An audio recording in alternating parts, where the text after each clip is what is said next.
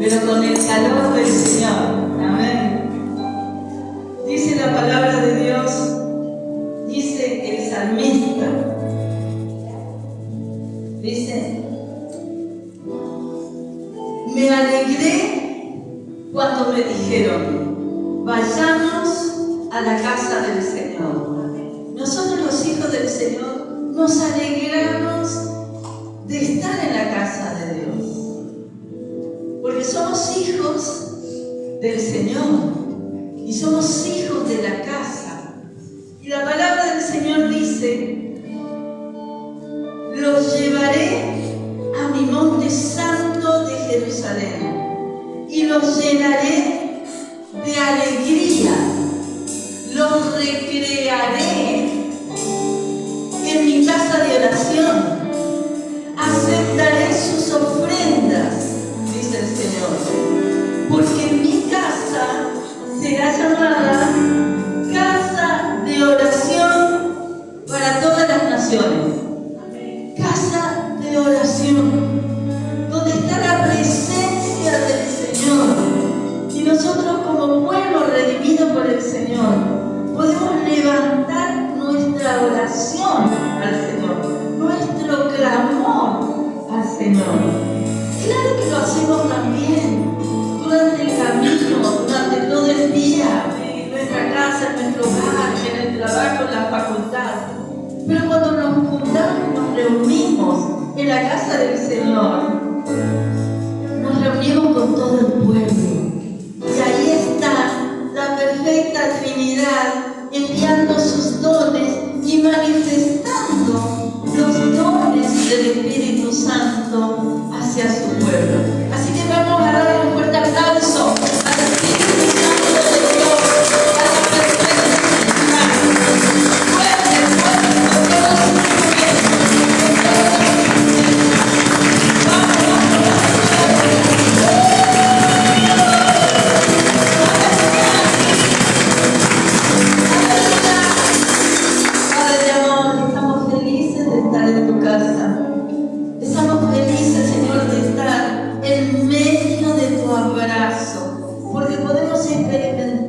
Señor, que tú nos abrazas, que tu amor es un amor real, es un amor que nos redime, que nos restaura, que nos levanta.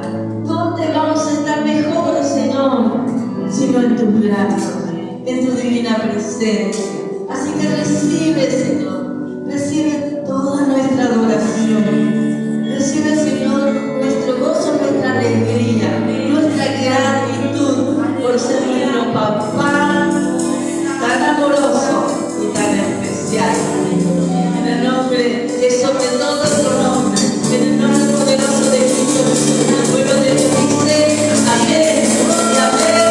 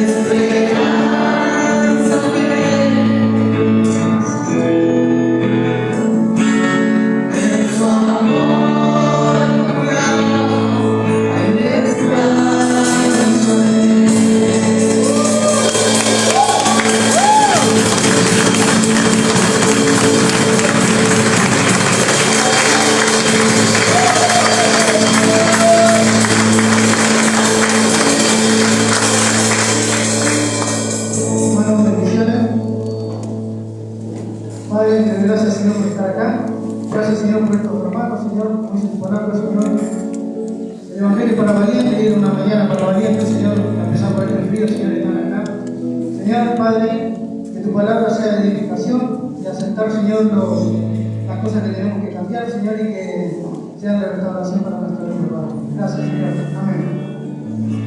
Le voy a leer Malaquías 3, 8 al 11, pero voy a empezar por el versículo 10.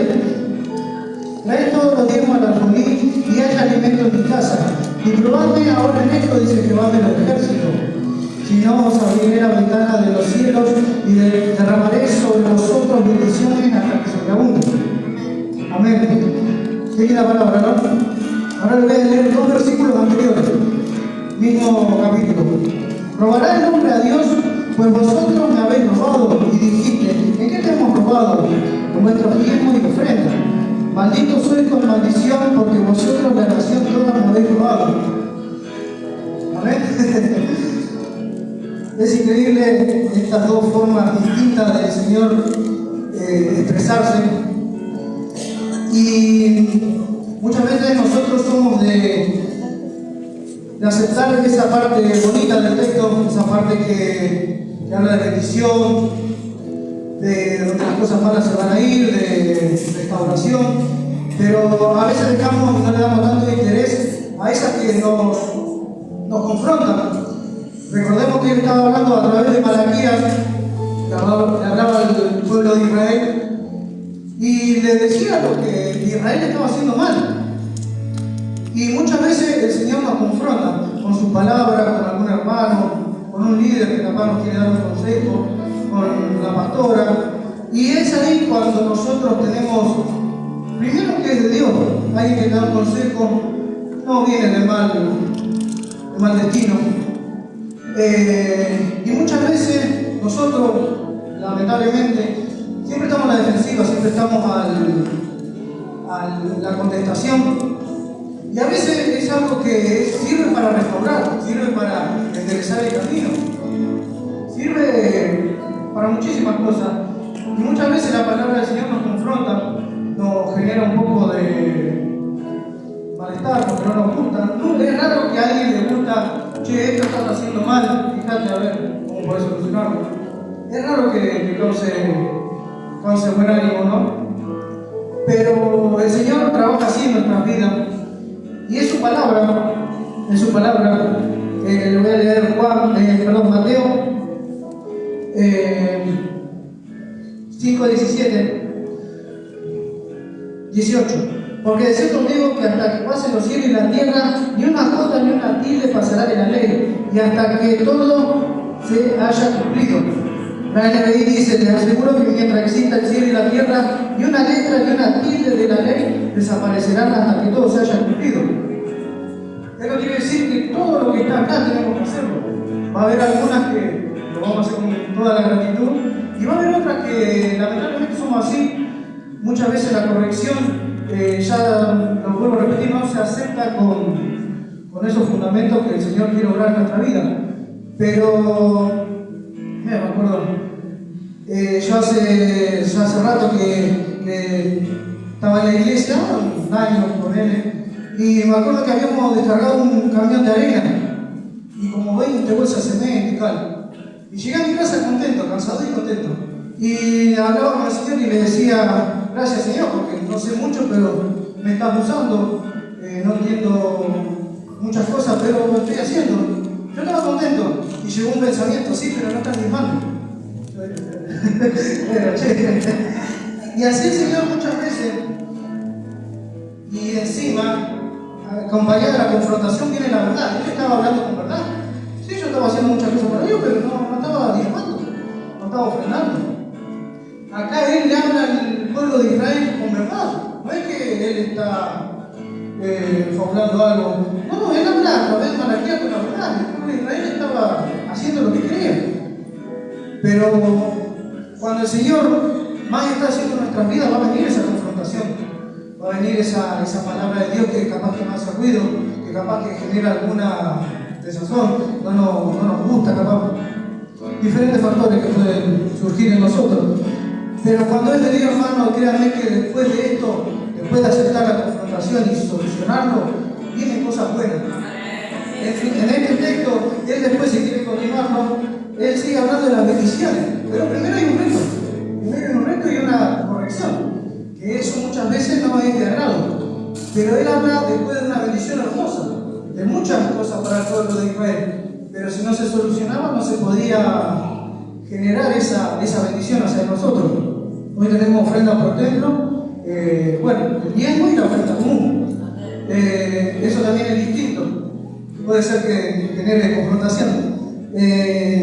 Muchas veces cuando el Señor nos habla, Él es amoroso, Él nos va a saber guiar, saber cómo tenemos que orar para que a veces esas cosas que no nos gustan, esos pensamientos que capaz que no son coordinados con la palabra del Señor, que se vayan y que no presenten dificultades. Padre, te damos gracias, Señor, por esta mañana. Padre, que tu palabra, Señor, sea de edificación.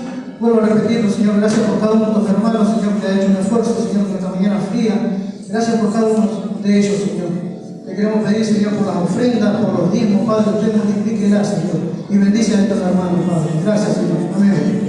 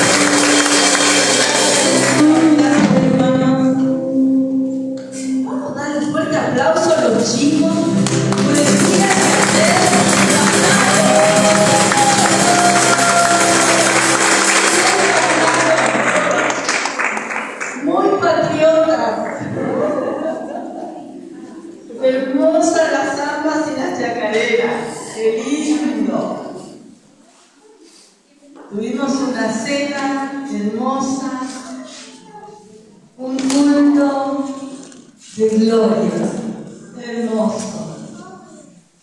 Hermoso como el Señor se mueve, ¿no? En medio de este pueblo. Venimos hablando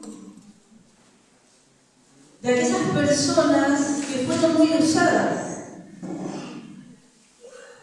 en la palabra de Dios en la Biblia, y de aquellas que también tuvieron participación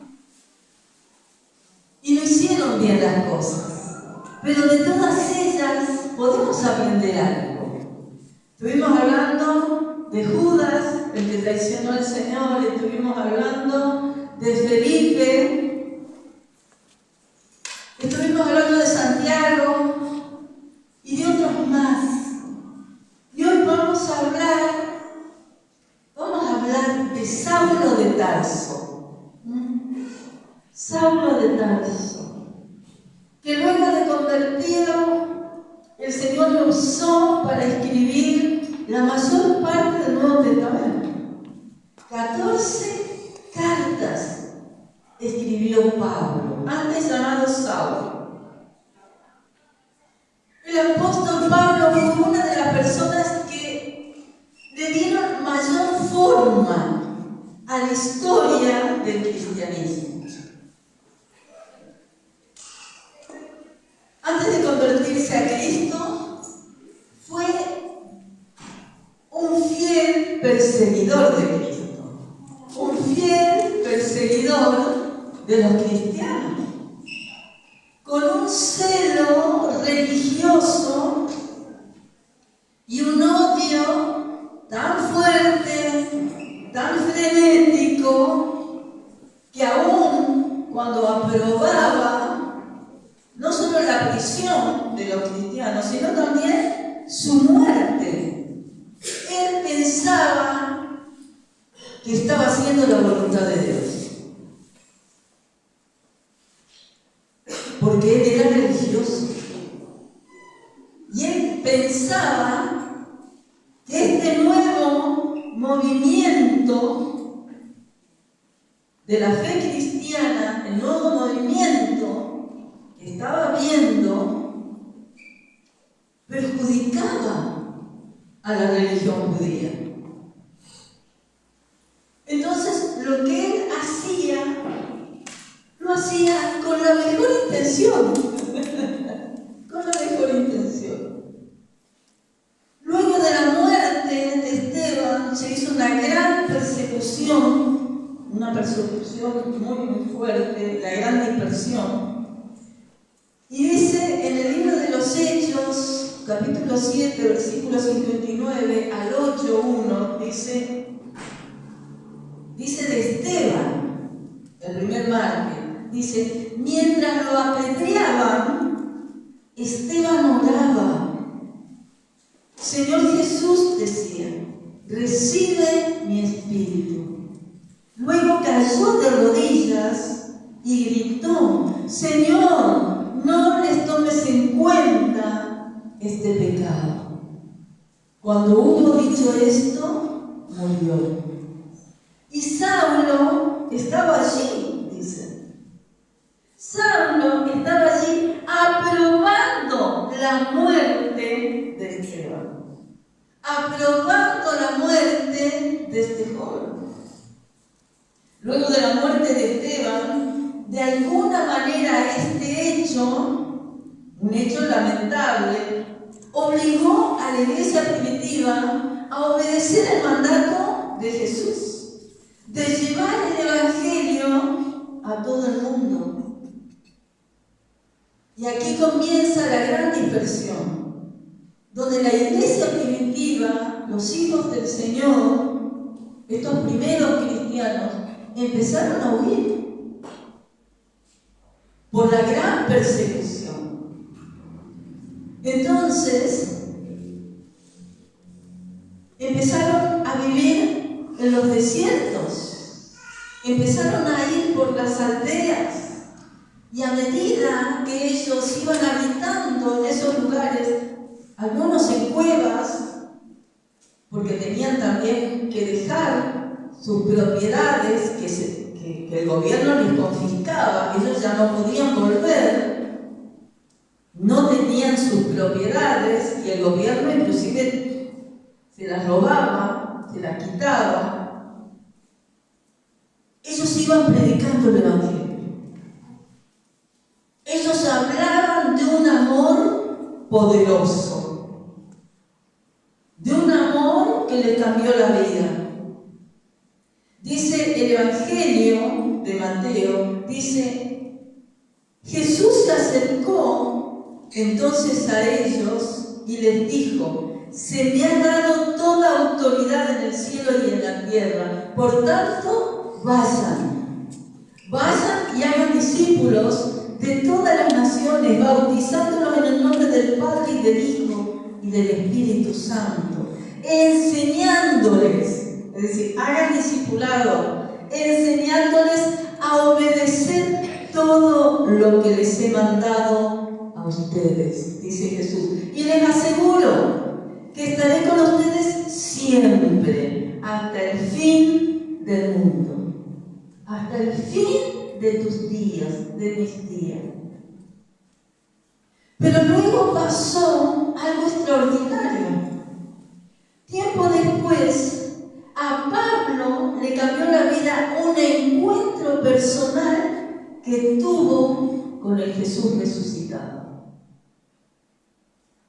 Y esto le valió el nombre de apóstol. Porque una de las condiciones, uno de los requisitos para ser apóstol del Señor era haber estado durante su ministerio. Era haberlo visto, palpado con los propios ojos. Por eso el Señor se le presenta después a Saulo de Tarso. Un encuentro vivencial que le cambió la vida. En Hechos capítulo 9, en los versículos del 11 al 20, tenemos esta experiencia, este testimonio del encuentro de Jesucristo con Saulo. Mientras tanto, Saulo, respirando aún amenazas de muerte contra los discípulos, fíjense, el celo religioso, el odio que puede llegar a matar y a destruir vidas. Dice, se presentó al sumo sacerdote y le pidió cartas, un documento que lo valide para apresar a la gente y aún para matarla. Cartas de extradición para las sinagogas de Damasco. Tenía la intención de encontrar y llevarse presos a Jerusalén a todos los que pertenecían al camino. Antes, a los hijos del Señor que se iban convirtiendo, se los llamaba los del camino. Los del camino. No se los llamaba en un principio cristianos. Se los llamaba los del camino. Y luego sí, se los empezaron a llamar pequeños Cristos. Se los llamaban pequeños Cristos. Fueran hombres o mujeres.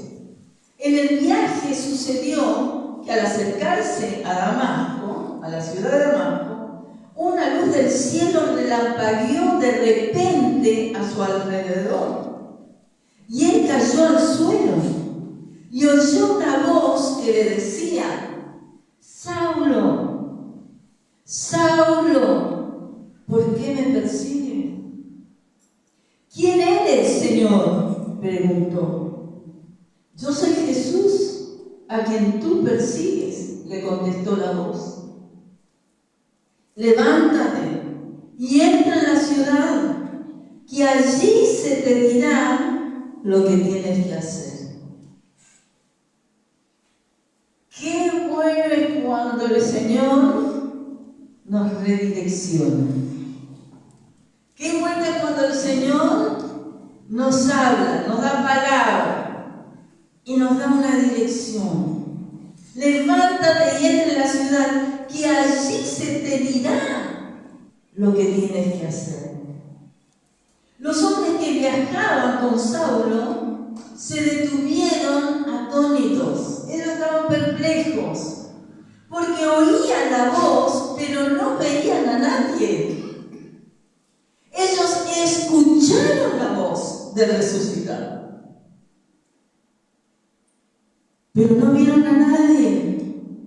Saulo se levantó del suelo, pero cuando abrió los ojos no podía ver.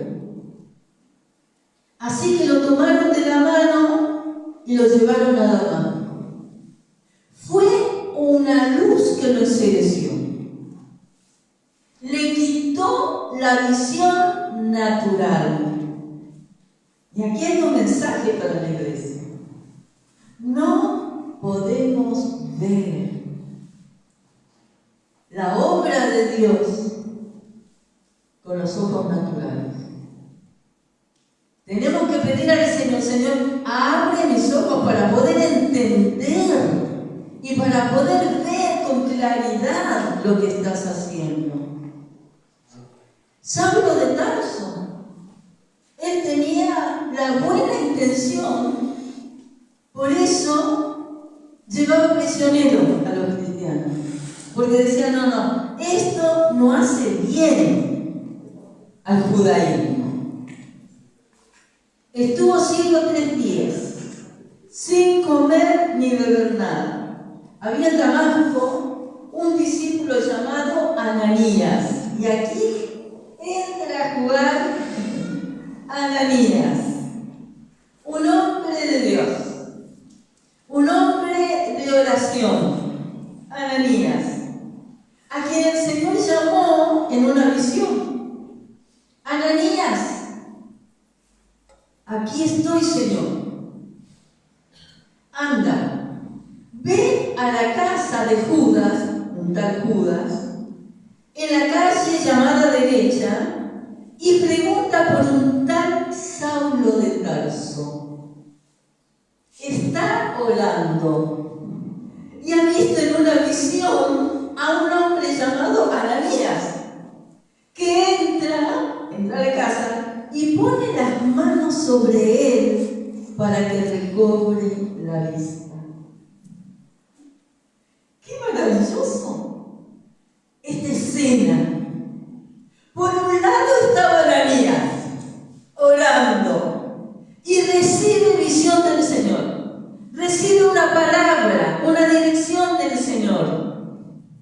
Y por el otro lado estaba Saulo de Tarso, recién convertido, en ayuno y oración. Él estaba orando y en una visión Dios se le aparece y le dice, va a venir alguien.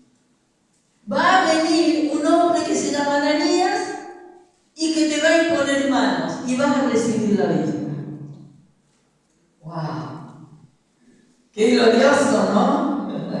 ¡Qué glorioso! ¡Tremendo! Entonces Ananías respondió, Señor, he oído hablar mucho de este hombre y de todo el mal que ha causado a tus santos en Jerusalén. Y ahora lo tenemos aquí, autorizado por los jefes de los sacerdotes, por la alta curia, para llevarse presos a todos los que invocan tu nombre.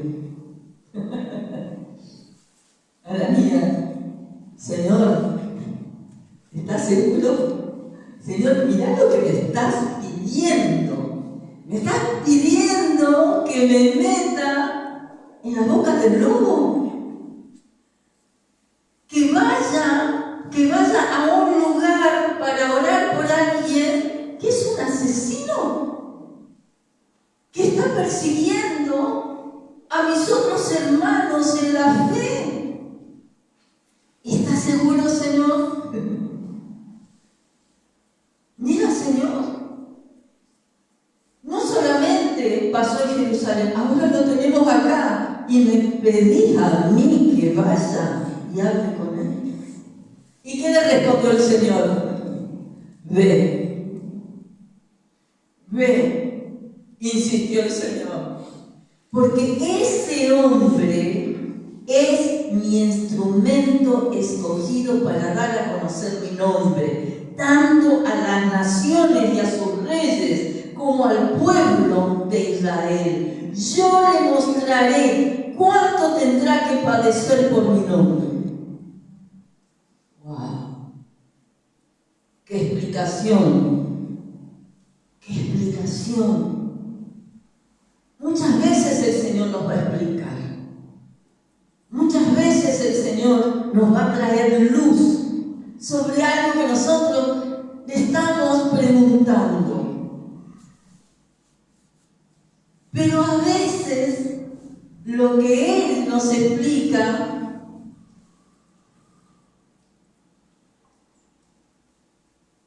convence. Convence. Es la voz del Señor. Y Ananías fue. Ananías no lo entendía todo. Solamente él tuvo claridad con la palabra. No tenía claridad con Saulo, porque Saulo era un asesino. Pero él conocía la voz de Dios. Y él entendió que el Señor no lo iba a poner en la boca del lobo. Que si el Señor le decía que hiciera algo, que Dios mismo lo iba a acompañar. Que el Señor iba a estar delante de él, preparando toda la situación para que hubiera una bendición. Ananías se fue y cuando llegó a la casa le impuso las manos a Saulo y le dijo: hermano Saulo, el Señor Jesús que se te apareció en el camino me ha enviado para que recobres la vista y seas lleno del Espíritu Santo. Miren qué importante es para el Señor el que seamos llenos del Espíritu Santo. Si Dios te quiere usar, tenés que ser llena del Espíritu Santo. Al instante cayó de los ojos de Saulo algo así como escamas y recobró la vista y se levantó y fue bautizado. Se levantó y fue bautizado. Y habiendo comido, recobró las fuerzas. Saulo pasó varios días con los discípulos que estaban en Damasco. ¿Cómo me gusta esto? Ananías fue el puente y lo llevó y lo presentó a los otros discípulos que vivían ahí en Damasco. ¿Se imaginan ustedes esa escena? Ananías llegando con Saulo de Tarso, el perseguidor, el que llevaba hombres y mujeres a la rastra y los metía presos. Y él llega con Saulo de Tarso. Dios levanta hombres y mujeres como Ananías para hacer puente, para ayudarte en aquello que vos no podés, para sacarte de tus límites, aquellos límites naturales, límites humanos, pero que el Señor permite. Hay relaciones espirituales, relaciones sobrenaturales que van a llegar a tu vida, como llegó un Ananías para Saulo. ¿Cuántos dicen amén? Pasó varios días con los discípulos que estaban en Damasco y enseguida se dedicó a predicar en las sinagogas, afirmando que Jesús es el Hijo de Dios. Para nosotros decir Jesús es el Hijo de Dios, pero para ellos decir que Jesús es el Hijo de Dios equivalía a que le cortaran la cabeza en ese tiempo.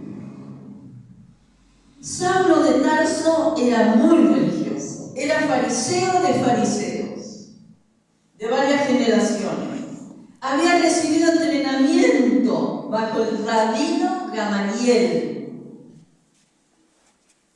Él creía con sinceridad que el movimiento cristiano era peligroso para el judaísmo. Por lo tanto, persiguió a los cristianos sin misericordia. De hecho, cuando mataban a Esteban, dice la Escritura, y Saulo aprobaba la muerte de Esteban. Otra versión dice, consentía, Saulo consentía la muerte de Esteban. ¿Qué significa eso? Que Saulo decía, está muy bien, buenísimo. Y de las Escrituras que acabamos de leer, el Espíritu nos enseña varias verdades espirituales para nuestra vida diaria. En primer lugar, dice que Saulo aprobaba y consentía la muerte de Esteban. ¿Por qué? Porque no tenía revelación de Dios. Era religioso, conocía la ley mejor que nadie, inclusive mejor que los nuevos creyentes, pero no tenía revelación de Dios. Solo tenía la ley, solo tenía la letra. Y hermanos míos, Pablo enseñó que la letra por sí misma, mata. La letra por sí misma mata, pero el Espíritu vivifica. El Espíritu es el que da vida. Tengamos cuidado de consentir o aprobar algo, una situación, si no tenemos revelación de Dios. A veces nos ponemos del lado de cualquiera, por amistad, por amiguismo, por relación sanguínea, porque es de nuestra familia, y nos ubicamos ahí con espada, sin tener revelación de Dios. Ojo con tomar partido sin tener revelación de Dios. El entorno de Saulo lo aplaudía. Ojo cuando te aplauden y vos estás consintiendo algo que Dios no consiente. No podemos bendecir lo que Dios no bendice. Pero el resucitado le dijo, Saulo, Saulo, ¿por qué me persigues? Dura cosa es dar coces, patadas contra el aguijón. Es mejor no ponernos de ningún lado en ninguna situación engorrosa hasta tener la luz de la revelación. ¿Cuántos dicen amén? En segundo lugar, las buenas noticias no deben esperar para ser contadas. Las buenas noticias, las buenas nuevas, no deben esperar para ser contadas y transmitidas. Saulo, ni bien recibió la vista por la imposición de manos de Ananías, compartió con los discípulos de Damasco, es decir, se metió en la iglesia, y enseguida comenzó a predicar de Jesús en las sinagogas. Antes no había iglesia, estaban las sinagogas, nada más. Entonces cuando entraba algún maestro de la ley, como era Saulo era fariseo de fariseos. Entonces lo invitaban a esa persona. Lo invitaban a que diera la palabra, que generalmente era del libro de Isaías u otro del Pentateuco. Entonces, Pablo ya no era Saulo, ahora era Pablo. Él aprovechaba esas situaciones y hablaba de que Jesucristo, el que había sido crucificado, resucitó de los muertos y era Hijo de Dios. Está bueno prepararse para servir mejor al Señor. Y así lo hizo posteriormente Pablo. Pero Saulo, que luego de su conversión fue llamado Pablo, no esperó para testificar de Jesús. Cada uno de los que estamos acá somos testigos de Cristo. Somos embajadores del Señor. Vos no podés dejar de hablar de lo que el Señor hizo en tu vida. ¿Cuántos dicen amén? No deberíamos encargarnos de un ministerio sin la debida preparación. Pero no tenemos que esperar para hablar de lo que Cristo hizo y está haciendo en nuestras vidas. Pablo dice en su carta a los Filipenses, pues para mí vivir significa vivir para Cristo. La vida de Pablo era, ya no vivo yo, mas vive Cristo en mí. Vivir para Cristo, dice Pablo, y morir es aún mejor. Pero si vivo, puedo realizar más labor fructífera para Cristo. Así que realmente no sé qué es mejor, dice Pablo. Estoy dividido entre dos deseos. Quisiera partir y estar con el Señor, estar con Cristo, lo cual sería mucho mejor para mí.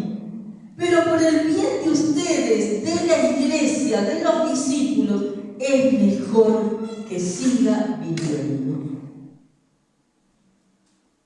Es mejor que siga viviendo. Pablo veía su vida para vivir para Cristo y proclamar las buenas nuevas de salvación. Lo mismo significa para nosotros. Tercero, Pablo fue sensible a la dirección de Dios. Aunque tenía una personalidad fuerte,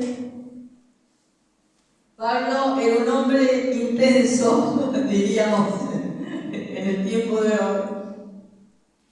Siempre hizo lo que el Señor le pidió. Siempre hizo lo que el Señor le pidió.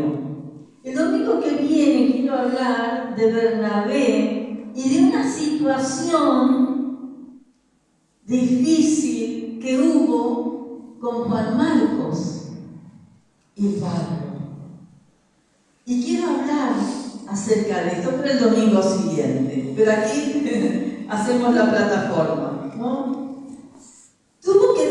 Pablo tuvo que desaprender muchas cosas de su vieja vida y tomar lo nuevo que le enseñaba el Señor, el Cristo resucitado. En la carta a los Efesios, él oraba por los creyentes para que la luz de Cristo abra los ojos de su entendimiento y conozcan la esperanza a la cual Él los ha llamado y pudieran conocer las riquezas de su gloria y la supereminente grandeza de su poder para con nosotros los que creemos, según la operación del poder de su fuerza, la cual operó en Cristo, resucitándole de los muertos y sentándole a su diestra en los lugares celestiales. Cuántas cosas fuertes, profundas y gloriosas, ¿no? En este pasaje. Dice que su poder obra en mí. Pero es el mismo poder que resucitó a Jesús de los muertos. ¿La captamos? Ese mismo poder que resucitó a Jesús de los muertos, el poder de la resurrección, es el que obra en vos. Es el que obra en vos. ¡Wow! Es el que obra en esas situaciones en las cuales vos no podés, en las cuales hay como un límite, hay como un muro. Clamar al poder de la resurrección, clamar al poder de la cruz para llevar adelante lo que el Señor te está pidiendo, pero que vos no podés lograr o hacer o confrontar. El poder de la resurrección obra en mí. La iglesia, yo, ustedes, necesitamos hoy mayor luz y revelación de su palabra para andar en santidad.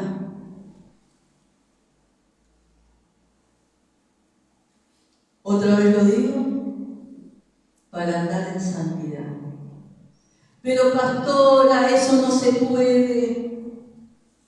Pero pastora, mire de que yo ahora estoy en una relación de noviazgo, no voy a poder, yo ahora tengo hijos, ¿qué les puedo enseñar?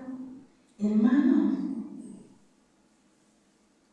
tenemos que clamar al Señor por el poder de la resurrección, para vivir como Dios pide que nosotros vivamos, como embajadores de Dios, como testigos del Señor, y para derribar los muros, para andar en santidad, para entender y para obedecer, para no fornicar, para no adulterar, para no caer en depresión, para saber a qué fuimos llamados. Estamos viviendo tiempos de depresión, de angustia, donde muchos hijos de Dios, hijas del Señor, andan con la cabeza agacha, porque el enemigo les hizo bajar la cabeza.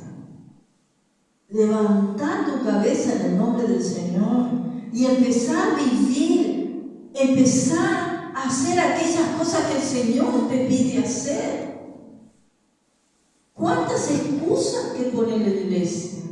Que yo no puedo por esto, que yo no puedo por lo otro. Para saber a qué fuimos llamados. Dice la carta a los romanos: por lo tanto, hermanos, tomando en cuenta la misericordia de Dios, les ruego que cada uno de ustedes en adoración espiritual ofrezca su cuerpo como sacrificio vivo, santo, apartado para Dios. Seas soltero, seas casado, seas joven, seas niño, seas anciano, agradable a Dios. No se amolden al mundo actual, sino sean transformados mediante la renovación de su mente. Renovar tu mente con la palabra. Renovar tu mente con la palabra. No vas a renovar tu mente con tus amigos, con tus amigas que no son del Señor, o con aquellos que no están sirviendo al Señor o dentro del cuerpo de Cristo. Así podrán comprobar, dice Pablo, cuál es la voluntad de Dios. Buena. La voluntad de Dios es buena, no es mala, es buena. Te hace bien. Te hace bien. Es agradable. Tiene buen perfume.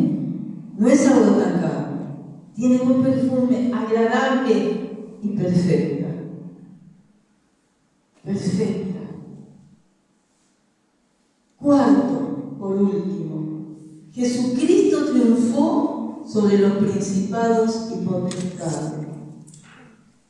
Dice Colosenses capítulo 2, versículos 14 y 15, en la versión de Reina Valera, dice que al perdonar nuestros pecados, Jesucristo hizo esto. Dice, anulando el acta de los decretos que había contra nosotros. Jesucristo, cuando te perdonó, anuló el documento, lo deshizo, porque el diablo tenía un documento, algo legal, un decreto con todos tus pecados.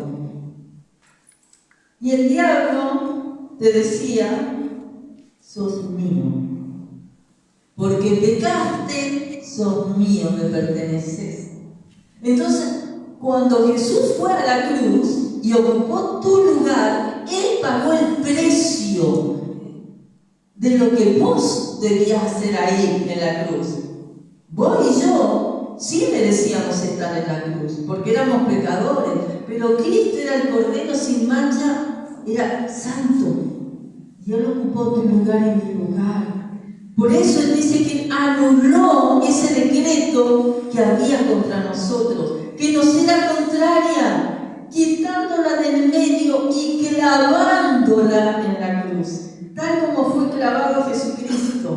Ahí fue anulado el acta y despojó a los principados, despojó a las potestades, los exhibió públicamente, los desnudó.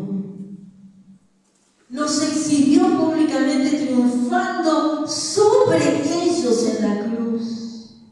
Empezá a vivir de acuerdo a lo que Cristo hizo por vos en la cruz del Calvario. El poder que actúa en vos es el mismo que resucitó a Jesucristo. ¿Cuántos lo creen? Renovar tu mente para conocer la voluntad de Dios. Sé sensible a la voz de Dios. Desaprende lo que tengas que desaprender, como tuvo que hacerlo Pablo. Y aprender lo nuevo que tengas que incorporar a tu vida. Y compartir con otros del amor de Dios y de lo que Él está haciendo en tu vida. ¿Cuántos dicen amén? ¿Cuántos dicen esta palabra es para mí? Vamos a orar. Señor, te pedimos que tú abras nuestros ojos espirituales, que tú abras nuestro entendimiento para poder entender tu buena, agradable y perfecta voluntad y ponerla por obra. Oramos en el nombre que es sobre todo nombre, en el nombre poderoso de Cristo Jesús. Amén y amén y amén. Te invito a ponerte de pie.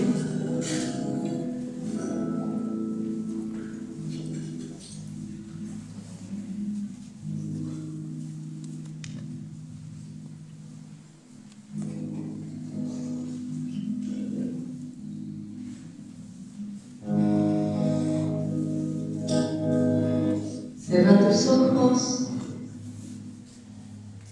alinea tu vida con el Señor. Si necesitas pedir perdón al Señor por tus pecados, si ofendiste al Señor, esta es la hora, este es el tiempo para ponerte a cuenta con Dios.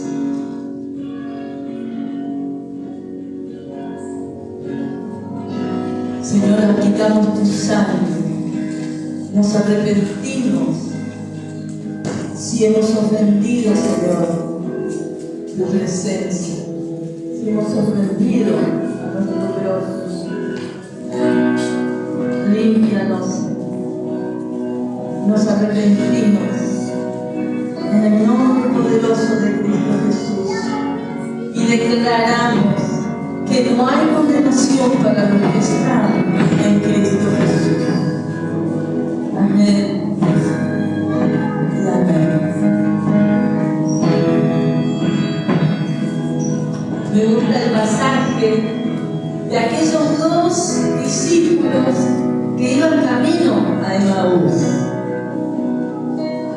Uno era Cleofas, el otro no sabemos cuál fue, el discípulo fue. Y dice que iban dos de sus discípulos conversando sobre todo lo que había acontecido y sucedido durante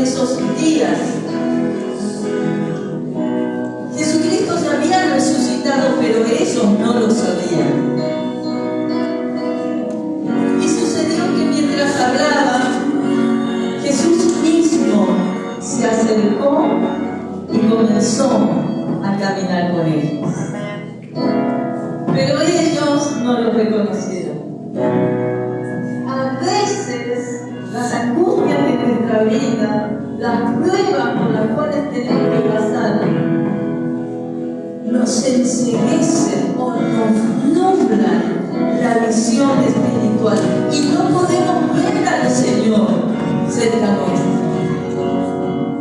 Pero dice la Escritura que Él siempre está con nosotros, hasta el fin. Dice la palabra que Él se acerca a estos dos. Dice Lucas 24, 28, 35.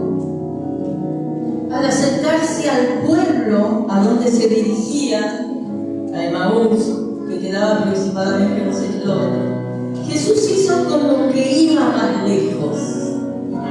Ellos dos estaban por entrar a la casa, Jesús iba con ellos, y de pronto Jesús se aparta de ellos y hace como que Él se va. Pero ellos insistieron: quédate con nosotros, al forastero, quédate con nosotros, que está atardeciendo, ya va a anochecer, quédate, ya es casi de noche. Así que entró a quedarse con ellos. Luego, estando sentado con ellos a la mesa, tomó el pan,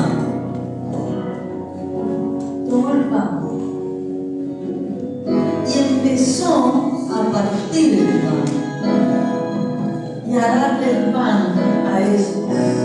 Lo bendijo, lo partió y se lo dio. Entonces se les abrieron los ojos y lo reconocieron, pero Él desapareció.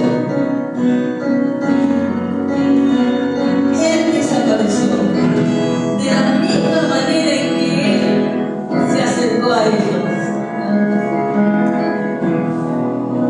Y se decían el uno al otro: ¿no ardía nuestro corazón mientras conversaba con nosotros en el camino y nos explicaba las Escrituras? Y al instante se pusieron en camino y regresaron a Jerusalén. Había que caminar 11 kilómetros, Ellos recién regresaban de Jerusalén. Dice: pero no podemos dejar de contar lo que hemos visto. No podemos dejar de decir a los otros discípulos, a nuestros hermanos, nuestros compañeros, que el resucitado estuvo con nosotros. Jesús resucitó. Y dice: al instante regresaron a Jerusalén. Así encontraron a los 11 y a los que estaban reunidos con ellos.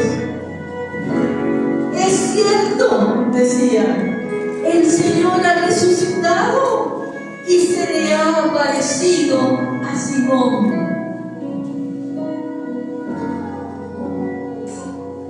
Y se le ha aparecido a Simón. La negación de Pedro, la negación de Simón Pedro, había aplastado al grupo de los discípulos. Había dejado una cosa de amargura, de desazón, de angustia, porque ninguno de ellos estuvo con Jesús a los pies de la cruz. Juan y María. Pero ellos estaban mal, se sentían mal por haber abandonado al Señor. Es cierto, decían, el Señor ha resucitado y se le ha aparecido a Simón.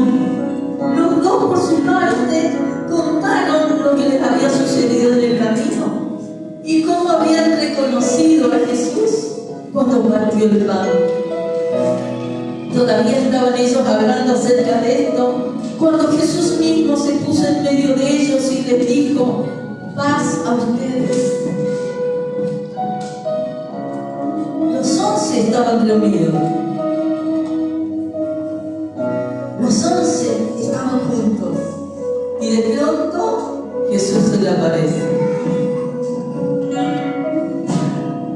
Nuevamente lo sobrenatural del Señor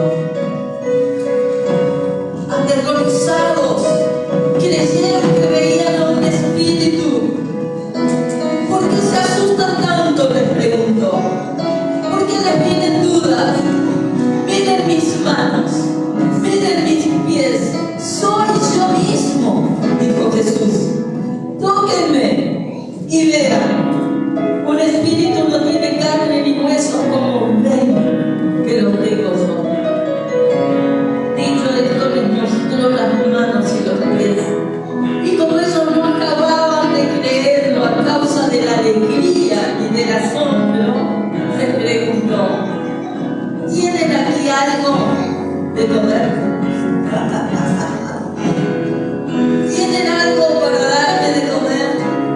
Les quiero mostrar que no soy un fantasma. Y le dieron un pedazo de pescado asado. Así que lo tomó y se lo comió delante de ellos.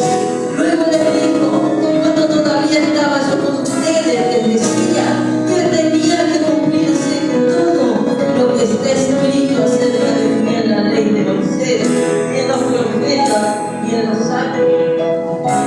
Entonces les abrió el entendimiento para que comprendieran las escrituras. Entonces les abrió el entendimiento. Que en esta mañana el Señor nos habla del entendimiento.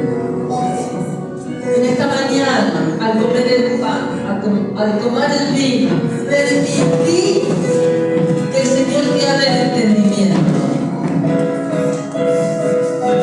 Esto es lo que está escrito, les explicó, que el Cristo padecerá y resucitará el tercer día, y en su nombre se predicará el arrepentimiento y el perdón de pecados a todas las naciones, comenzando por Jerusalén. Ustedes son testigos de estas cosas. Ahora voy a enviarles lo que ha prometido mi Padre. Pero ustedes, y se refería al Espíritu Santo, pero ustedes quédense en la ciudad hasta que sean revestidos del poder de lo alto.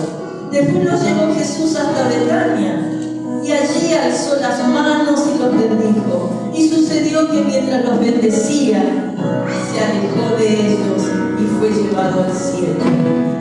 Ellos entonces lo adoraron y luego regresaron a Jerusalén con gran alegría y estaban continuamente en el templo alabando a Dios. No lo reconocieron ni en el camino de Maús ni cuando estaban sentados con él en la mesa. Solo se les abrieron los ojos cuando él partió el pan y cuando desapareció de su vista literalmente. Tampoco los 11 que estaban en Jerusalén pensaron que veían un espíritu. ¿Por qué les vienen dudas? Yo mismo soy. Entonces les abrió el entendimiento para que comprendieran las escrituras. Amén. Señor, ábrenos el entendimiento. Ábrenos el entendimiento. Trae luz sobre nuestra vida para ser hombres y mujeres guiados por Dios y darnos esa fuerza del poder de la resurrección y derriba los muros, derriba